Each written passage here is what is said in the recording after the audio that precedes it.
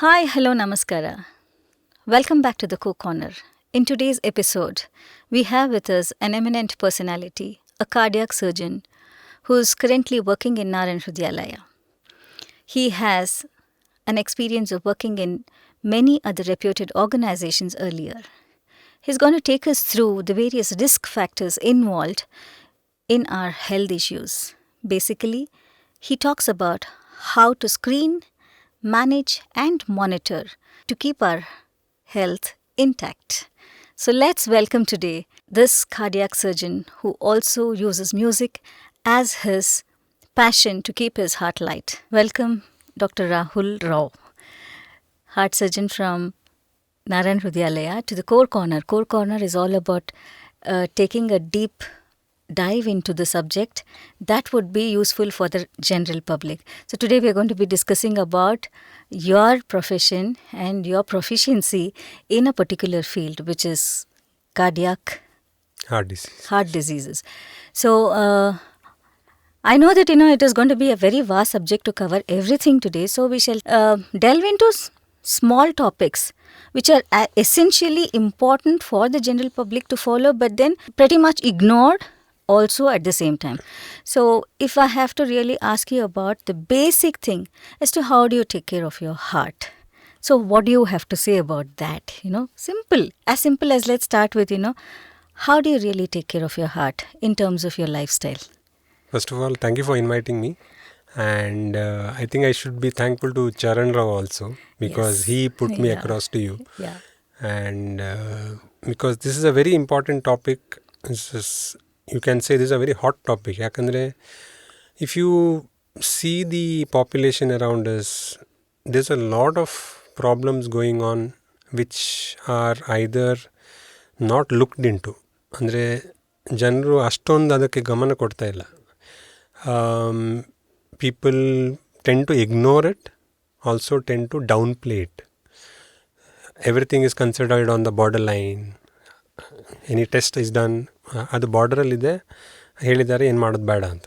So that is the general understanding of people which needs to be changed, simply because this small change is going to make a large change in the way people can lead their lives and also the risk to life. And the quality of life is basically what we are talking about here. Now, coming to what you said, I'm a heart surgeon, but frankly in this discussion today, we are not really going to talk about heart surgery per se. In fact, not much of heart disease. I am much more concerned about something called as vascular disease. Andre, ivaga we are going to concentrate only on one kind of heart disease, wherein it is we are talking about situations wherein we have blockages in the arteries supplying the heart. So this problem is not only related to heart. A person can have blockages in other parts of the body as well. And that organ disease is equally important. But as you know, everybody is more concerned about their heart. So we will kind of more concentrate on that. But it will actually apply to other organ systems as well. Sure. Especially the brain, the stroke, when patient has a stroke. So how do you prevent it, or how do you delay it, or how do you manage it? So coming to your question, how to, be healthy. Unfortunately, in today's world, the way we look at disease is very, very different. ಮುಂಚಿನ ಕಾಲದಲ್ಲಿ ಏನಾಗ್ತಾಯಿದೆ ಅಂತ ಹೇಳಿದ್ರೆ, imagine somebody had fever, then you would go to the doctor. ಜ್ವರ ಬಂದ ಮೇಲೆ doctor ಹತ್ರ ಹೋಗಿ ನಾವು ಟೆಸ್ಟ್ ಮಾಡ್ತಾಯಿದ್ವಿ. ಇಲ್ಲ ಅಂತ ಹೇಳಿದ್ರೆ ಡಾಕ್ಟ್ರ್ ನಾನು ಮೆಡಿಸಿನ್ ಬರ್ದು ಕೊಡ್ತಾಯಿದ್ರು. Then you would come back, and then if there was no response, you would go back to him, and then he would prescribe a few test, and that fever would settle down, or that condition would settle down. Now what we are dealing with, and this now is actually been going on for the past probably 2 decades or more, I think. So why I am specifying this 20-25 years story is because it has taken that much time for the disease process to develop for us to reach this situation wherein you hear, ನೀವು ಕೇಳ್ತಾ ಇರ್ತೀರ media reports, somebody was walking on the road and suddenly he collapsed. And So then that was going to be my next question. In fact, the lifestyle anta ಹೇಳ್ತಾರೆ, you have to have a certain diet restrictions or the nutritional value, or some kind of a fitness regime that everyone has to follow. Despite doing all these things, we also see that some are falling prey to this kind of a sudden heart attacks, I'd say. So I definitely wanted to ask you this one as to why. I mean, if there is a formula, I don't know, which everybody presumes today that there is one. If you're following that, then you can avoid this mishap. But despite doing that, some are still falling prey to this. So, I have to disagree on that. ಯಾಕಂತ ಹೇಳಿದ್ರೆ the media report what you hear most of the time is incomplete. So when you hear a story saying that somebody was apparently healthy and he collapsed. Now, what you need to understand is that nothing happens without a reason. Always remember, for anything, for any effect, there will be a cause. correct. And now there is a science component of it. Of course, there is a spiritual component where you can consider that everything happens according to destiny. But before we reach that point, we have to make sure we have done our groundwork. And made sure why he can develop that problem. So if you consider a person who has collapsed and he's not made it, unfortunately. So most of the time we do not have a diagnosis on that person. So aವಾಗ ಏನಾಗುತ್ತೆ ಅಂತ ಹೇಳಿದ್ರೆ, most of the time he is branded as that he has had a heart attack, which may not be the case, because ideally we need to do something called as a post-mortem autopsy, and only then we will come to know the exact reason for his death. That is one. Even if you consider that he's had a heart attack, we need to go back into his risk factors. So the mantra of today is, it is not symptoms. We have to move from symptomatology we have to move to risk factors. So for any person to develop any kind of disease, they will have a set of risk factors. So what are those general risk factors that one should watch out for? Yeah. So in our medical training, when we have public health training or community medicine, because ನಮಗೆ ಗೊತ್ತಾಗೋದಿಲ್ಲ. I mean we are generally leading a very normal life. ಇವಾಗ ಆರಾಮಾಗಿರ್ತೀವಿ. We really don't know what's happening inside us. And then ಯಾವಾಗ when is the time and the alarm for us to go to the doctor or know what's actually happening inside. So how do we really assess that there is a risk involved? Yes. So the risk factor concept is very simple, something the medical fraternity already knows. So basically you have broadly two types of risk factors. One is something called as modifiable, one is called as non-modifiable. So what is, as the word tells you, modifiable andre you can modify it. Non-modifiable, obviously, you cannot modify. So, what are the non-modifiable risk factors? The most important, probably, I can think of is family history. So, tande taige, illa your siblings have heart disease or any vascular disease. Somebody has had a stroke in the family at any age, automatically increases your risk of developing a similar event in you, and probably at a younger age compared to the person who's already had it. So that is something you shouldn't ignore. One. The second risk factor is age. You cannot modify it. As you grow older, there is an incremental risk for you to develop any disease. Third one is your gender. Males have a higher risk of developing heart disease compared to women. Again, that is... On a lighter note, is it because the women give men a lot of trouble? I didn't want to get into that, but anyway. Sorry. Good you brought it up. So the point here again is, when you consider men and women, the women in their reproductive age group are kind of protected from heart disease compared to men. Wow. And probably after the menopause, their risk factor again goes up as much as men. Again, here the problem is this: because of this, women tend to be ignored, and whenever they have any problem, usually you don't give a year, because you think, okay, you don't consider a woman to have a heart disease, but in fact it can happen when they have other risk factors along with this. So these are probably the top 3 Non-modifiable. non-modifiable. So if you have to go to the modifiable Modifiable, segment. the most biggest concern we all know is tobacco use. Howda? Yes, tobacco use is the biggest problem right now, and we are not talking about. Honestly, Yes. I thought that was only related to the lungs because see, we're all laymen you who can- wouldn't know anything. ಎಲ್ಲರೂ ಹೇಳೋದೇ ಅಲ್ಲ cigarette ಸೇದಿದ್ರೆ lung ಹೋಗುತ್ತೆ. But beyond that, at least I didn't even cross my mind it can actually affect your heart too. The cigarette or tobacco in any form can affect your body right from your head till your toe. Every part of your body can have a problem, and the unfortunate part of tobacco use is it is not related to the number of years. In the sense, there are people who can have adverse effects within few months of tobacco use, and certain people may not develop for a long time, so they are confident, they are Is overconfident. it for basically chain smokers or is No. it for somebody who probably puffs 1 or 2 in a day?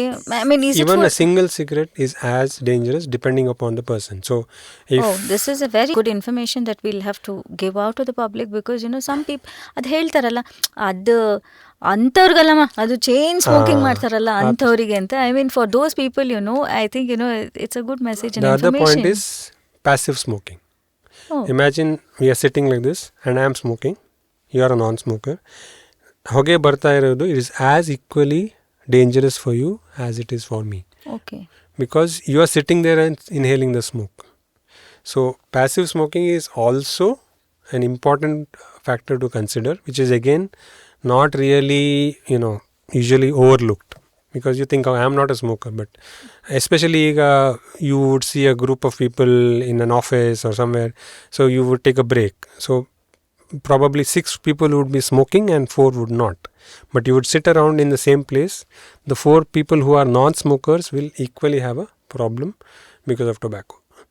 So tobacco is for me goes right on top, the most biggest problem. That is why even if you go to a movie, disclaimer, you will not only disclaimer. First thing you will see is a guy with the oral cancer and all that, because tobacco is not just about heart disease. It's about everything from strokes to cancers of the jaw, mouth, head and neck, anywhere, lung cancers, heart disease.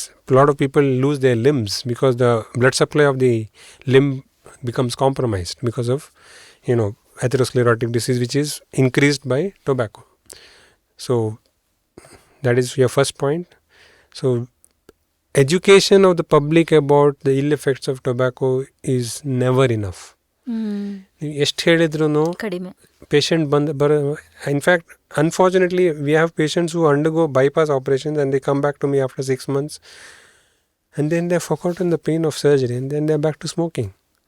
Then I ask them, you do realize that you are again increasing your risk because you're going back to the same poison which has gave you the problem in the first place. So when you say that intake of tobacco causes this kind of heart ailments or related to the heart ailments, does alcohol have any kind of an escape from the situation?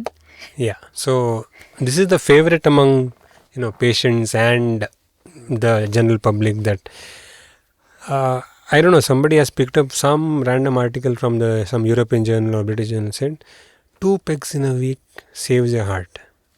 Okay? Yes, I don't know if you have heard it, but I have heard it so many times from patients saying, doctor साहब 2 peg हफ्ते में तो अच्छा है ना कि इधर लिखा है उधर लिखा है and all that. Frankly, it doesn't apply to us.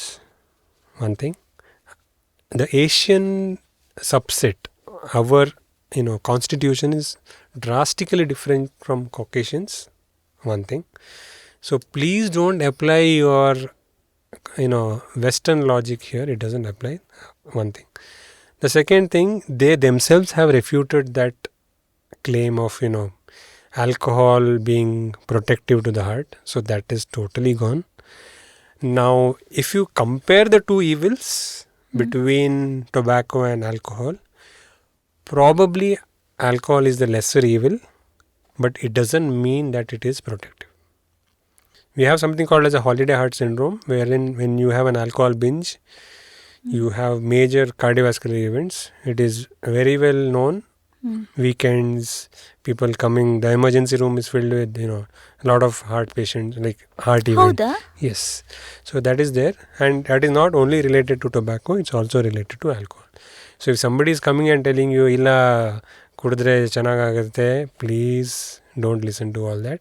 But yeah, compared to tobacco and alcohol, probably alcohol is the lesser evil, but it doesn't make it a saint, it doesn't make it an angel, please. So beyond alcohol, is there any other thing that you would like to highlight about under this category, I mean?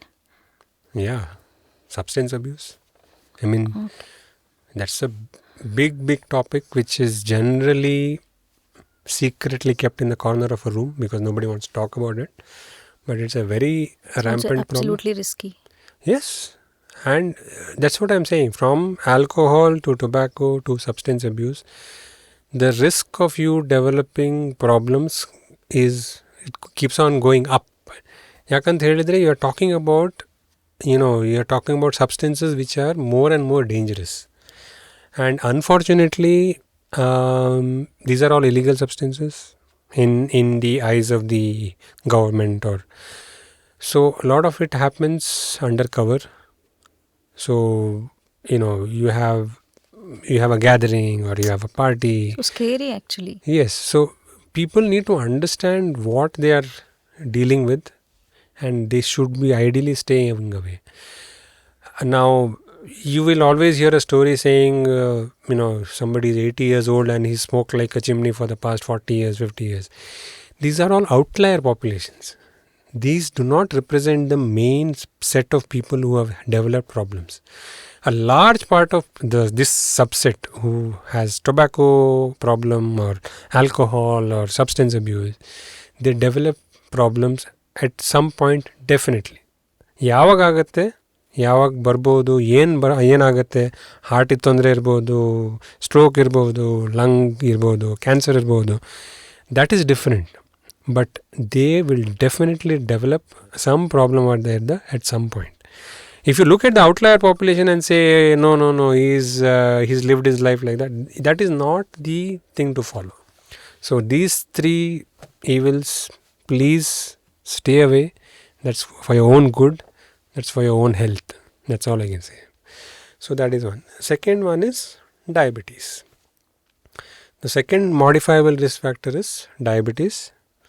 India, unfortunately, I think they are calling India as the diabetes capital of the world because we have the largest number of diabetics, if I am not wrong.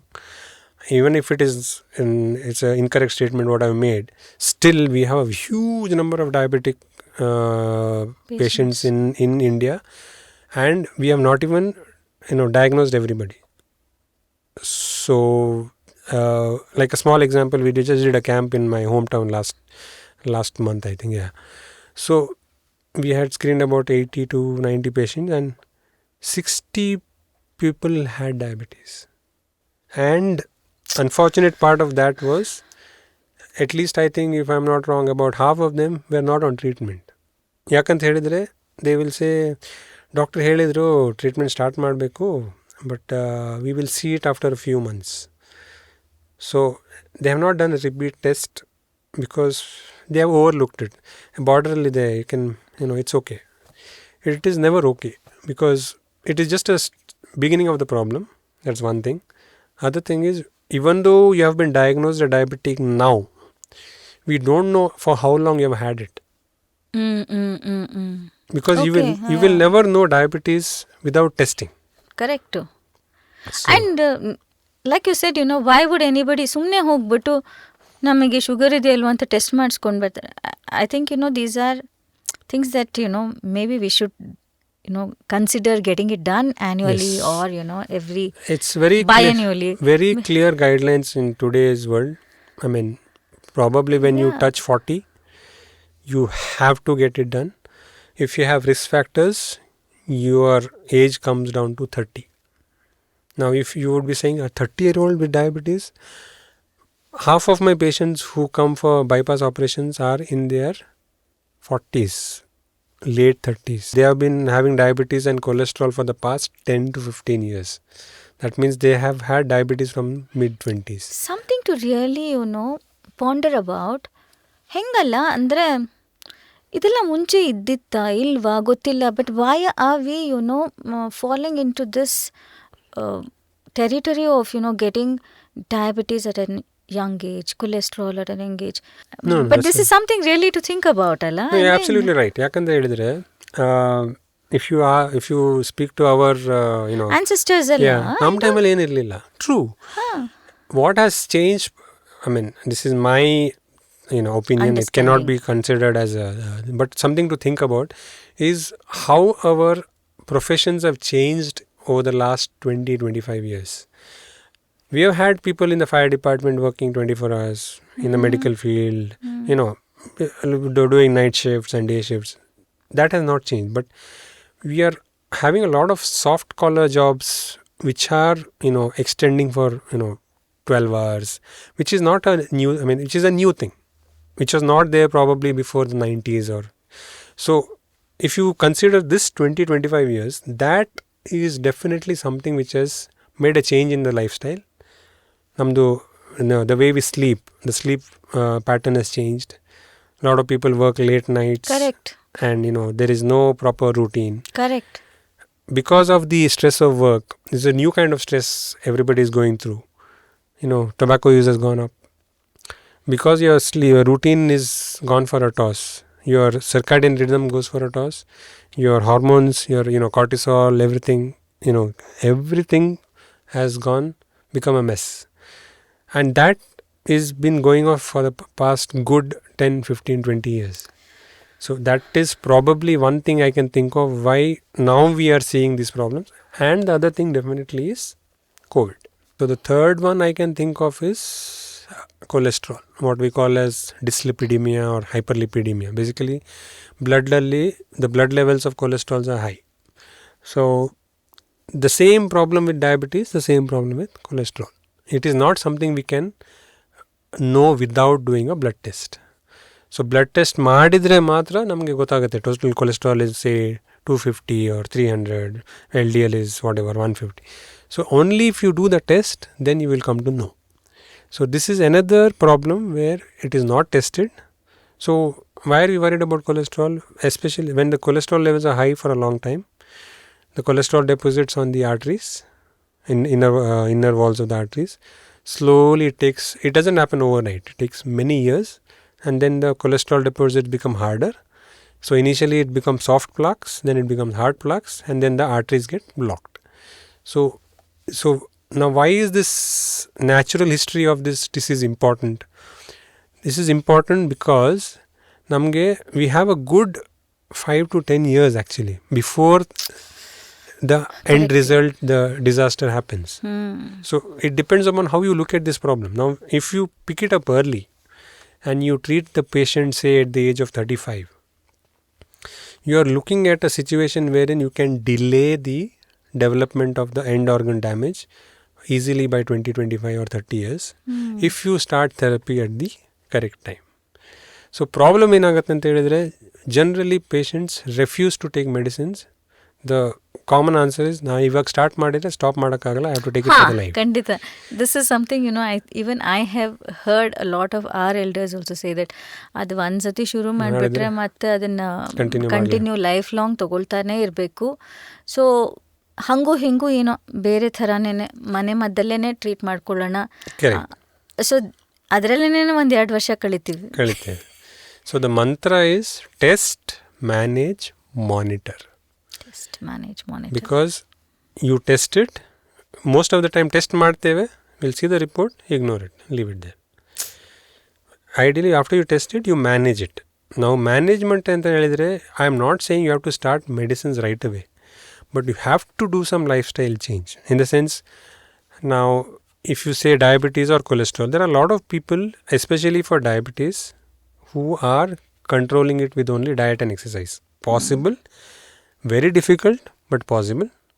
You have to do a lot of changes in your life. Provided they do it nan prakara. I mean, I feel so that, you do it in the right way that it's to be done. Correct. Without any shortcuts of, Yes. having to Yes. take any kind of other supplements. No, it's a big no, because the supplements are even more dangerous than your primary disease itself. So what do you have to talk about that, doctor, a little bit? Because, we have the audience who are general public. We have absolutely zero knowledge about, what's to be done and then what are the risk factors. So if you have to really take us through that, how much is it going to be affecting these kind of, external supplements? Not to... Because ಇವಾಗ ರೀಸೆಂಟಾಗಿ ಒಂದಷ್ಟು ಮೀಡಿಯಾನಲ್ಲೆಲ್ಲ ಬಂತಲ್ಲ, the famous personalities who were actually hitting the gym and then, taking probably these kind of supplements were True. also So now... in the dangerous spot. Yes, so the point again comes back to what were the pre-existing diseases he had. So if he's been an undiagnosed patient with blockages in the heart, and then he hits the gym, even though he looks fit from the outside, he's putting himself at risk, because when you exert, your blood supply of the heart is not going to be adequate. So then there's going to be a problem. So the basic problem here is diagnosis. Don't look at from the exterior and think that somebody is fit and fine. It doesn't work like that. You have to go back into the risk factors. Our ee tara problems idre, you have to test them. I am yet to see a patient with a normal angiogram having a blockages suddenly developing overnight. It doesn't happen like that. Unless you are a tobacco chewer, wherein the tobacco can cause spasm of your arteries and develop heart attacks. That might be possible. But otherwise, everything takes its own sweet time to develop, and that gives you a lot of time to diagnose it, pick it up and treat it and prevent a disaster. So now coming back to, we were talking about cholesterol and diabetes. So these two things actually go very much hand in hand. So you need to monitor these levels every 3 to 6 months, talking about it from a practical viewpoint. So what are you going to do? Now imagine you get a report and your HbA1c is like say 6.1 or 6.2 and it's slowly creeping up. So the trend is very, very important to, very, very important for us to know where you are heading. It is not one HbA1c. Now again you will ask, what is HbA1c? Sir, ಇನ್ನೊಂದು ನನಗೆ actually this is also a confusion in the general public. ಈಗ ರೀಸೆಂಟಾಗಿ what I have been hearing within our own family circles, talking about all these diabetes numbers-ನ, ಕೆಲವರು ಹೇಳ್ತಾರೆ it's okay to be in this range. These people are generalizing it, taking, America's, what do you say, those papers, yes, what do you say, guidelines, articles, and then ಅದಂna ತಗೊಂಡು ಮಾಡ್ತಿದ್ದಾರೆ ಅಂತ. So what should one rely upon? Is it true that, that there is some confusion? Partly agree and partly disagree. The point, what the argument here is that different guidelines give you different numbers. Andre, on the top of my head, I don't remember the numbers, but if you see, if you go to a particular guideline up to 5.7 HbA1c, for the layperson who, HbA1c is a test where it gives you a 3 months average of your sugar levels. So if you do a fasting sugar, it just gives you 1 point. This will give you how your sugars are faring in the last 3 months. So the guidelines are different for different. If you see different associations, if you say American Diabetes Association has a different guideline. So there is a confusion basically. So that is why we look at the trend. So imagine somebody has had an HbA1c of 5.8, okay, and next 6 months it becomes 6, then it becomes 6.2, then it becomes 6.6. That means to say he is slowly going towards into the diabetes spectrum. So if you are not happy with following a particular guideline, even that trend of going into one, the rise, that is very, very important to keep a check on, and you act on it. ಯಾಕಂತ ಹೇಳಿದರೆ, if you act on it earlier and make lifestyle changes, you can easily avoid medications. But if you allow it to go up till say 8 or 9, then you are in a situation you will have to start your medications, then you make your lifestyle modification. It becomes that much more difficult for you to make these changes in your life, because this is a large drastic change which you have to make. that becomes difficult. Whereas if you start at an earlier stage, where imagine you are 35 years old and you have done a master health checkup, what we call. There is nothing called a master health checkup, but you do a HbA1c and it comes down to be 5.7. 6 months down the line, you do it and it is 6.1. Another 6 months down the line, it's going to 6.4. That time you know that you are slowly going into the diabetes range. So forget about the guidelines, it's okay. But at least you are clearly seeing the trend that is going up, right? It's rising. Then you have to act on it. That is important. Same thing with cholesterol. Now, total cholesterol of, when it comes to around 210 or 220, people are like, it's fine, I can manage. Okay. But you have to repeat it ideally after 3 months or at least after 6 months, and then see how the cholesterol is going up or going down. From a total cholesterol of 220, if it is jumping to 300, that means clearly there's a problem. Then you have to address it. Or even if your LDL is say 150 when you started off, after 6 months it goes to 200 or whatever. You know that trend. So trend is more important than individual numbers. Okay. Interesting. Actually, this is making it so simpler for us to also understand, because it one thara confusion ittu. Some people say, don't bother, it's okay. I mean, as long as you don't hit 6 or 7. This is a very normal conversation that today any family has, because 80% of the family members have diabetes. Correct. So 80% may be a overestimate, but yeah, like you said, large population. If a family comprising 8 members, and of all the 8 members, or 6 of them are beyond 40-50s, it's a very normal and the casual conversation that ishtidya, because I have also heard this kind of conversations. Okay, you're right, because if you see the national statistics, it's definitely there has been a 2.5 to 3-fold rise in the number of diabetics, and this is the ones who are only been tested. We have a large population which is not tested. That is where my interest. Do you advocate that everybody has to? It's already there in the guide. It's already there in the guidelines. If you go to any doctor, any physician, beyond 40, they say that you have. No, not beyond 40. If you have a risk factor, they will pick it. They will tell you. In fact, if you see most of the IT companies. How would one know, sir, that there is a risk factor? And they were 20s Simple. only. If your parents have had diabetes, you start your screening at 30. Simple. Okay. It's as simple as that. So you don't need. It is not rocket science. Medicine is in that way very simple. If your parents have had diabetes, or your sibling has a diabetes, or any other vascular problem, like imagine your cousin or your brother, your own brother has had a heart event, say at the age of 40.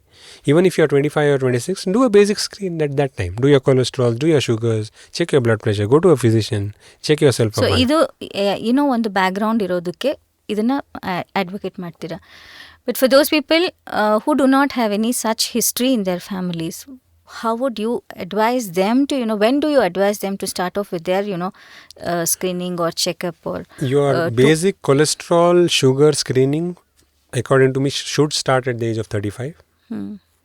And if you have one absolutely normal report at the age of 35, then you can just do it probably after 1.5 to 2 years.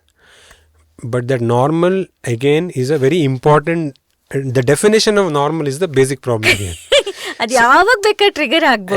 So that is where your physician comes into the picture, and you have to have a very candid discussion with him about what is it. If he tells you that you need to repeat it after 6 months, it is on the borderline, you have to take him seriously. That is where the problem starts. So if he says 6 months later, repeat your test, please repeat your test. The trend will help you to assess where you are heading. Adadmele, if it is in the same range, then probably you can keep it a year later. So that itself will give you a trend. It will give you a indication where you are heading. So it's as simple as that. So it is not a very complicated thing once you understand what to do and what to do. I think more than being complicated, I think we're not serious enough about the whole issue. So we kind of take it very casually. Probably this needs to be seen in a very serious lens, let's say, to know. So the basic thing which I already told is testing. Keep testing until you are sure everything is normal. I'm not saying you have to do all the tests in the world, but at least a basic test which your physician will tell you what needs to be done. Follow the advice, and in a large part it will keep you healthy. And of course, lifestyle modification is a very simple word to utter, but to do it, if you do it, have a disciplined life, you are going to definitely make a change in the disease pattern which you possibly could have got into, and you would be much more healthier with your lifestyle modification. Thank you, doctor, for all these things. Before we wind up, I'd like to also ask you about one thing, the news that's doing the rounds now. They say that, we've had this vaccine. So this vaccine has contributed to also the risk factors in the heart ailments and the health. So what do you have to talk about that? I mean, ನಮಗೆ ನಾವು ಏನು ನೋಡ್ತೀವೋ ಏನು ಓದ್ತೀವೋ ಏನು ಕೇಳ್ತೀವೋ T ವಿನಲ್ಲಿ, because we are ಲೇಮೆನ್, ನಮಗೆ ಏನು ಅದ್ರ ಬಗ್ಗೆ ಗೊತ್ತಿಲ್ಲ. So we kind of believe, and this should or shouldn't be, I don't know, but what is that, you will have to, throw light upon that. Yeah. So when you talk about vaccines, when a vaccine is administered, especially in this situation, what happened, or even if you look at all the vaccines we have had until now, from, for tuberculosis, we've had BCG, measles, every vaccine or any drug for that matter, if it has to have an effect, it will definitely have an adverse effect. That is the standing statement which will. But why are they talking about only this COVID vaccine, which is like, doing the round, saying that, it has some kind of a side effects? There is a component of media sensationalism, because, now if you have seen all the vaccines until now, all of them have had problems.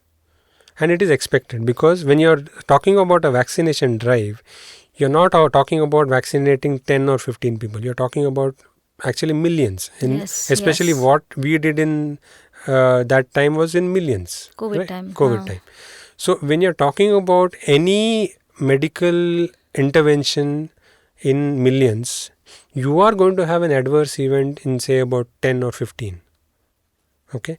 Now, to claim causality, meaning to say that this caused that, is very difficult. And also the recent ones talking about thrombocytopenic purpura and all that. What you need to understand is, if it had to happen, it should have happened within the first 2-3 months of the vaccination program. We are good 2 years into it, and Third year. Yeah, nothing much has happened. So that probably is a little bit of sensationalism. And vaccine causing heart attack, I really don't think so. There is no much evidence scientifically, and also there is we have not seen it in our practice. I'm not talking about myself. Even, we have our discussions among our own fraternity. Not much. The rise in heart attacks is clearly related to all the other risk factors we have had.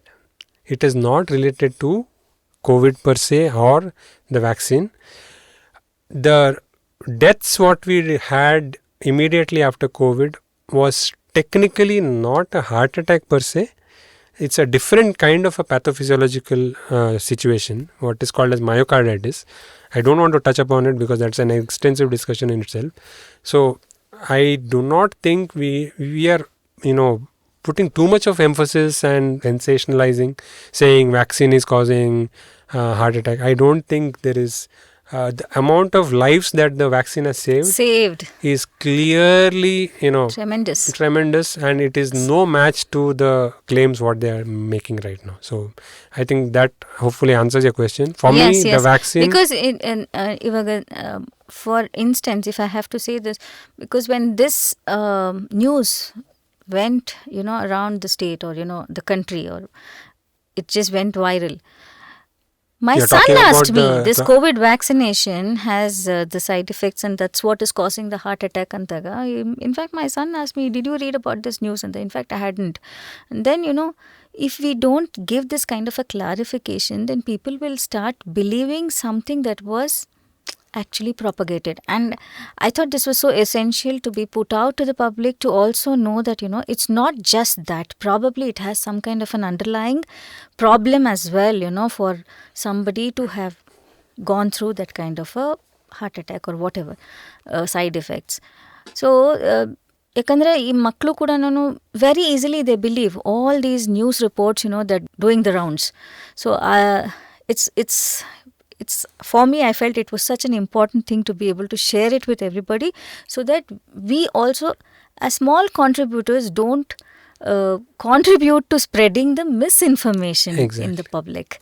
So thank you for that. My honest suggestion would be, whenever you read or whenever you come across a news which is sensationalized, which is quite obviously sensational, ನೀವು ನೋಡಿದ್ರೆ ಗೊತ್ತಾಗುತ್ತೆ, it's just come like that, and big captions and somebody talking about it. See, if it can hit the eyes of somebody who's a teenager, and then he comes and asks me, which itself says that its purpose is served where they had to target the large mass. Yes, so please don't fall for such information without going back into the data and without getting enough evidence before they make these sensational claims. That's one thing. And for me, the reason why I wanted this discussion with you is because we are actually in a silent epidemic of sorts. The silent epidemic is not because of COVID or the vaccine. The silent epidemic is what the risk factors we spoke about, which everybody overlooks. I want people to know about this, because we are easily looking at saving a lot of lives like this. If we control our diabetes well, control our cholesterol well, do our periodic checkups, please listen to your doctor. Yeah. That's one thing. And the other thing what I have seen is, when the doctor writes some investigations, you have to accept today's world is over-investigative, and you have to do a few investigations which may sound unnecessary in your eyes. And a lot of times when the doctor writes investigations and the reports come normal, the patient is disappointed. He's like, everything is normal. I'm like, be happy. Imagine he asked you to undergo a CT coronary angiogram. ಯಾಕೆ ಅಂತ ಹೇಳ್ತೀನಿ, because it's a very, I think, it's a paradoxical situation. Yeah, because there are some institutions or organizations, medical organizations I'd say, who are also asking people to get so many things done to be able to run their organization. I mean, to put it very in raw statement, ಅಂದ್ರೆ money making ಅನ್ನೋದೂ ಬಂದಿದೆ. At the same time, ಅದೇನಾಗ್ತದೆ ಅಂತಂದರೆ, we as general public ಅಥವಾ what do you say, ignorant lot will only hear that more than this. So it's one thara dilemma.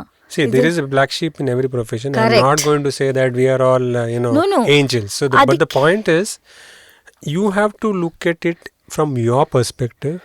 Do your own research if you want. Okay, there is enough data, information in the internet, whatever, where if you do the right search, you'll get the right information. Correct. Don't put sweating and chest pain symptom of heart attack. It doesn't work like that. There are a lot of patients come saying, I put these 3 symptoms and they said it's a heart attack. I'm like, it's not like that. Google can't tell you that. But there are other information which can easily help you to guide your health, and along with the help of your doctor. So you suggest that, when there is a prescription written to a patient to undergo ABCD investigations, do follow. Follow it. Simply follow it. Yes. And because also it when might help a doctor writes, the doctor, investigate in the right way. Yes. And so also when a doctor writes some medicines for 3 months, okay, it doesn't mean it stops at 3 months. You have to go back to that same doctor or somebody else if you're not in the same place, and keep a follow-up. Coming back to my 3 words: test, manage and monitor. Test, manage and monitor. Super. Thank you so much. Thank you. Doctor, when you have to really wind up your day, or ishtondu nimiguno, it must be a very tensing situation to be going to the hospital and seeing so many people go through this alla. How do you unwind yourself? I know that you're a musician, so also. So probably music would have been my first profession, if not heart surgery. This is basically for all those people also, who need that kind of basic information. Have a hobby. About. That's the most important thing. Like, I'm not saying music is the only hobby, right? There are a lot of people But who how are does a doctor unwind is what I'm interested to know. What We do you used to do have to a- keep your heart light? We used to have a jam room for a long time. Huh. And right now it's not working out. But once I come home, there's a keyboard, there's a guitar all the time. Whenever I really need to, So your heart is safe and happy. we have to make attempts to keep ourselves healthy. That's all we can do. I mean, Yes. it's not 100%, but there's a lot of worry about patients for all of us. Correct. I mean, we actually take home the worries because it's like a 24-hour job. Because I'm always worried about somebody in the ICU, recovering post surgery. That is always going to be there. But to relieve our own stress, for me there's music. For somebody else, there might be painting or gardening or whatever you want. But Definitely, adu help yes, agutalla. Kandita. 100%. To ease the stress Yes. that one goes through. Yes, definitely. Definitely. So thank you, doctor. Thank you so much for doing this. And this is the most important and essential message that we're going to be sending out to people like me who would have zero knowledge about how to take care of the basic risk factors, most importantly, that we were discussing about today. Thank you so much. Thanks for your time and thanks for the core corner andrene nana hesrittiddene core. The core of everybody is the heart. Yes. So so we're today talking about the core, the heart. So thank you so much. Thanks for doing this. Thank you for inviting me. I hope this discussion, clarified a lot of things. Yes. And probably, I think this is going to be on YouTube, right? Yes. Yes. So people can comment and ask questions. Yes. There will be a lot of general questions. May not be, you may not be able to answer it. But I hope this discussion made a lot of clarifications into what needs to be done. Yes. Only in this particular topic. Yes. ಕೊನೆಯಲ್ಲಿ ಹೇಳದಿದ್ರೆ need to You need get the keep timely test done. Testing, and then manage managing and monitoring. monitor. Thank you. Thank you, ma'am. you so much. Thank you.